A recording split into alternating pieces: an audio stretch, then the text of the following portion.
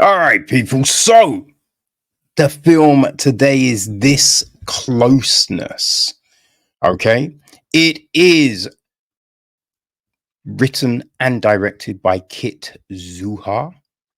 The film is produced by Annie Showrota, executive produced by Pierce Varus, Tristan Scott-Behrends, Kyra Nicole Rogers, Todd Remus, Zane Pais, Amanda Kramer, and Rhiannon Jones, with line production from Gia Rigoli.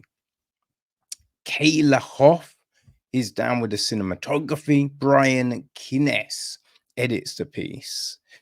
Brianna Dunlay was behind the casting. Production design is Carol He Kim.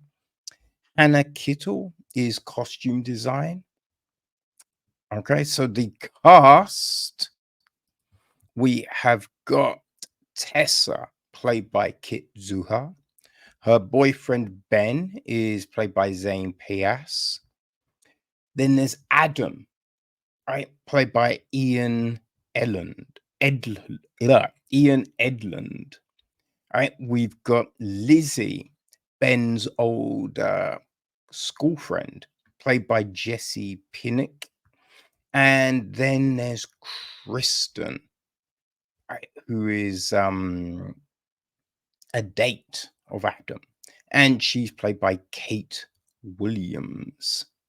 Okay, so the gist of the story is this: Tessa and Ben are staying in Philly for the weekend to attend Ben's high school reunion. Due to unforeseen circumstances, the couple has to rent a room in a stranger's apartment. That stranger is Adam, whose loneliness is immediately obvious to his new guests. Adam quickly becomes an unwilling voyeur to the most private parts of the couple's life. While Ben seeks validation from old classmates, Tessa is left to find her own affection within the confines of the apartment. When Tessa betrays Adam's trust, Adam gets to Adam goes to great lengths to assert his dominance over his home. So yeah, there you go. Now we do have a director's statement, right? It reads: This film is a meditation on connection and isolation, how intimacy and vulnerability can be weaponized, and how masculinity within people of all genders can erode trust and understanding. As a biracial woman, I am always motivated to weave race relations into my film. In this project, the white male gaze and the fascination of Asian women are present as a fetishization, of Asian women are present as a spectator in conversations, intimate interactions, and sexual desires. This film takes an ironic and unflinching look at many current milieus happening outside of the walls of this story's apartment, and how intricate social dynamics inform or evade the most private parts of our characters' lives. So, yeah, there you go, people. Now, this is definitely an interesting one because, as mentioned, right, you can see Adam is introverted, right, is lonely, is uncomfortable and uneasy around other people. That is palpable, right? And we've got our couple, Tessa and Ben. But even with that couple, we can see like these issues. I mean, they're having a conversation, and at the very start of the film, and Ben is just, he describes Adam as being the manifestation of like awkwardness, Uh, and there's this, you know, shared laughter, but then straight away things go weird, right? You notice Ben and Tessa suddenly look away from each other and are staring like, actually, that touched on something, right? That touched on something that shouldn't have been brought up, you know, has maybe been an issue in the past. And I think we notice that later on when Ben has a conversation with yeah, his old school friend, right? With Lizzie. And he brings something up that you're just a bit like, I mean, that was a weird one. That was a weird one.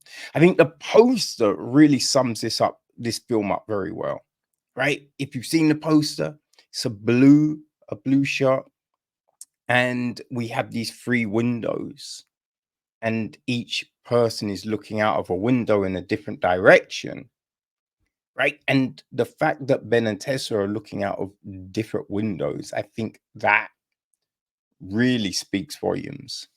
You know what I mean? I think we have this couple, and I think what we see when we see their interactions together, yeah, you definitely believe they're a couple, but you can also see that there are cracks that they're not built on solid ground. This is straight sand foundations, people. You know what I mean? If a big gust of wind comes, everything could fall apart. And you just notice that in little things, right? The body language, words that are used, the interactions with other people. And I think there's a lot of lack of thought on both sides. I feel, when Kit, in her statement, when she talks about, right, the how masculinity within people of all genders can erode trust and understanding. I don't really think it's that, right? I don't really think it's that. I think, you know, the same could be, if this was just a group of girls, right? If there were no men at all, I think, femininity, anything where it's left to people, I think it gets messy. I think it gets messy. I think people don't understand how to communicate properly with each other, right? So you do get that weaponization. And it's an interesting one because there's this point, like, so Tess is a ASMR kind of a YouTuber, I feel. Um, I never really get ASMR, but I know it's huge. I know people do. But she's recording a video, and when Adam talks about it later, it's just like, oh, you did this thing for me, right? Which is weird because it's not, right? So you get this, I think, this weird thing, and you see it in life, right? Where people assume, oh, you're talking to me, right? This is for me. Okay, so now we have a bond. Now we have a connection.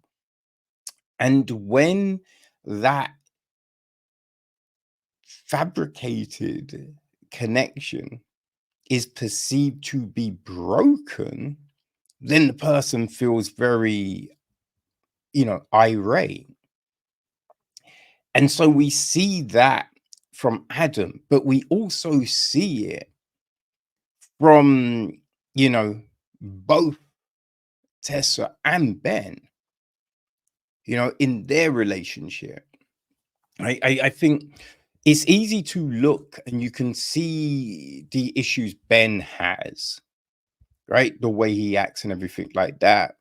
I mean, you do also notice that Tessa,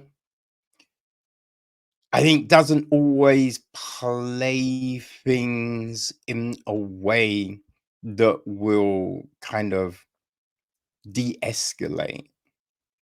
So I think this film is really it's dealing with these communication bonds, which is always an interesting thing, right? Always an interesting thing to look at, and we just see how that interplay is, right? The flare ups, the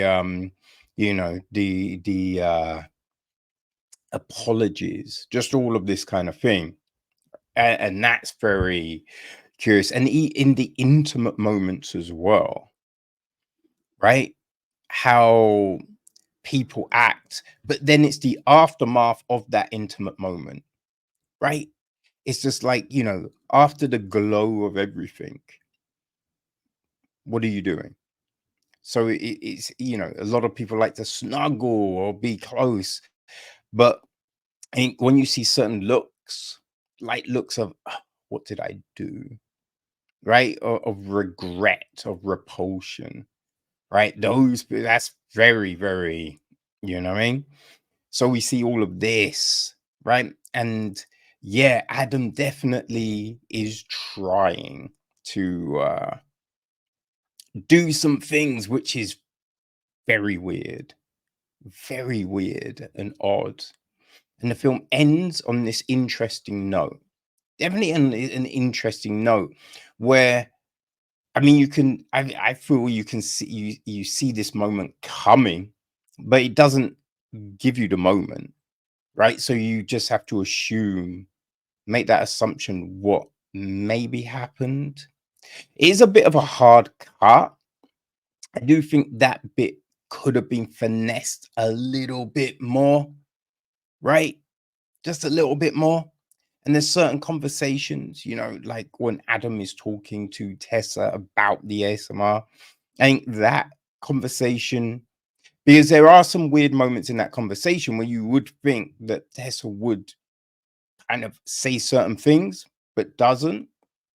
So there are certain things of the film where you just think, there's a little bit more polish here, right? Tidying some things up, right? Which would really help just take it to that next level. But it's very interesting. It's a very interesting film. I think it does handle this kind of weird little kind of circle, this weird cycle of human interaction. I think that it handles that very well. And I think it's evident what it is doing, right? You can't watch this and be like, I don't get it. I don't understand what we're doing here. Because I think it's very clear, right? The fact that Ben, and Tessa and Adam, they all want validation in these different ways, you know? So yeah, it's definitely worth a check, if you like those kind of slice of life films, if you like things which deal with emotions and connections, you know. I mean, Princess Sid, right? I mean, that was a great film, right? And yeah, Jessie Pinnick, right? That, she was a huge part of that film. Yeah, and I think if you enjoy that, then yeah, this closeness, you're definitely going to be feeling this. You know what I mean? So yeah, if you like those things like Fancy Dance, right, that we looked at last week, any of these films that deal with this, oh, what is it? Son. Oh my gosh, what was the film? Somnum, right? That kind of sleep clinic film. Again, just because, this has nothing to do with sleep, but it's just like human interactions, which is real interesting. So if you enjoy those films, then yes, people, this closeness will be for you, and you can watch it worldwide via Mubi. Mubi? I feel that's how you pronounce that, right? Yeah, you can get it there. right? So I'll put the links on the website. So people, yeah, definitely check out this really new, interesting second feature, right? Only a second feature, but yeah, definitely showing a lot of skill and talent from Kit Zauhar. So yeah, this closeness.